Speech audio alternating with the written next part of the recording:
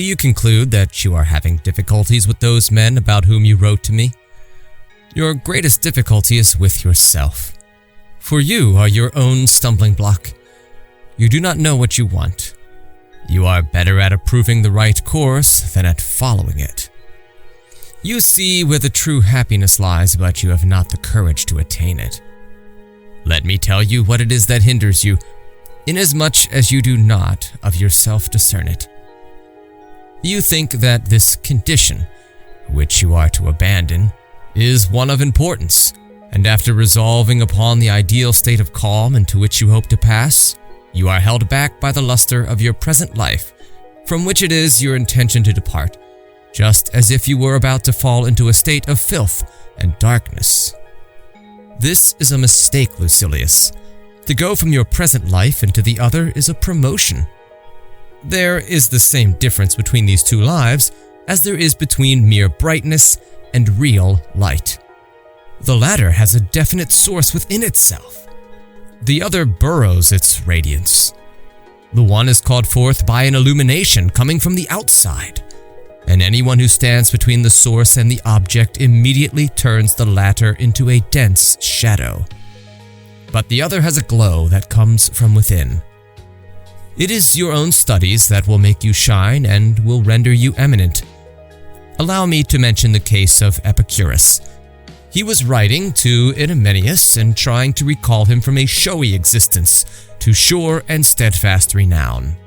Idomeneus was at that time a minister of state who exercised a rigorous authority and had important affairs in hand. If, said Epicurus, you are attracted by fame, my letters will make you more renowned than all the things which you cherish and which make you cherished. Did Epicurus speak falsely? Who would have known of Idomeneus had not the philosopher thus engraved his name in those letters of his?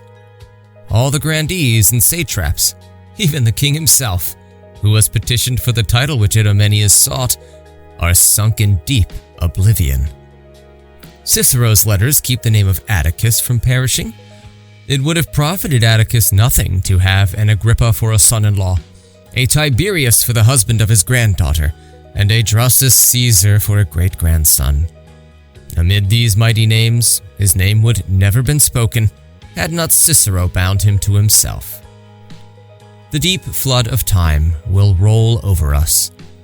Some few great men will raise their heads above it, and though destined at the last to depart into the same realms of silence, will battle against oblivion and maintain their ground for long. That which Epicurus could promise his friend, this I promise you, Lucilius. I shall find favor among later generations. I can take with me names that will endure as long as mine. Our poet Virgil promised an eternal name to two heroes, and is keeping his promise. Blessed heroes twain, if power my song possess, the record of your names shall never be erased from out the book of time, while yet Aeneas' tribe shall keep the capital, that rock immovable, and Roman sire shall empire hold. Whenever men have been thrust forward by fortune, whenever they have become part and parcel of another's influence, they have found abundant favor. Their houses have been thronged only so long as they themselves have kept their position. When they themselves have left it, they have slipped at once from the memory of men. But in the case of innate ability, the respect in which it is held increases, and not only does honor accrue to the man himself, but whatever has attached itself to his memory is passed on from one to another. In order that Idomeneus may not be introduced free of charge into my letter, he shall make up the indebtedness from his own account. It was to him that Epicurus addressed the well-known saying, urging him to make Pythocles rich, but not rich in the vulgar and equivocal way. If you wish, said he, to make Pythocles rich, do not add to his store of money, but subtract from his desires. This idea is too clear to need explanation, and too clever to need reinforcement. There is, however, one point on which I would warn you, not to consider that this statement applies only to riches. Its value will be the same no matter how you apply it. If you wish to make Pythocles honorable, do not add to his honors, but subtract from his desires. If you wish Pythocles to have pleasure forever, do not add to his pleasures, but subtract from his desires. If you wish to make Pythocles an old man, filling his life to the full, do not add to his years, but subtract from his desires. There is no reason why you should hold that these words belong to Epicurus alone. They are public property. I think we ought to do in philosophy as they are wont to do in the Senate.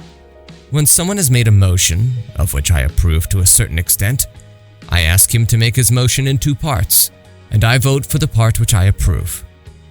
So I am all the more glad to repeat the distinguished words of Epicurus, in order that I may prove to those who have recourse to him through a bad motive, thinking that they will have in him a screen for their own vices, that they must live honorably, no matter what school they follow. Go to his garden and read the motto carved there. Stranger, here you will do well to tarry. Here our highest good is pleasure. The caretaker of that abode, a kindly host, will be ready for you. He will welcome you with barley meal and serve you water also in abundance, with these words. Have you not been well entertained? This garden, he says, does not whet your appetite. It quenches it. Nor does it make you more thirsty with every drink. It slakes the thirst by a natural cure, a cure that demands no fee. This is the pleasure in which I have grown old. In speaking with you, however, I refer to those desires which refuse alleviation, which must be bribed to cease. For in regard to the exceptional desires which may be postponed, which may be chastened and checked, I have this one thought to share with you. A pleasure of that sort is according to our nature, but it is not according to our needs. One owes nothing to it. Whatever is expended upon it is a free gift. The belly will not listen to advice. It makes demands, it importunes. And yet it is not a troublesome creditor. You can send it away at small cost, provided only that you give it what you owe, not merely all you are able to give.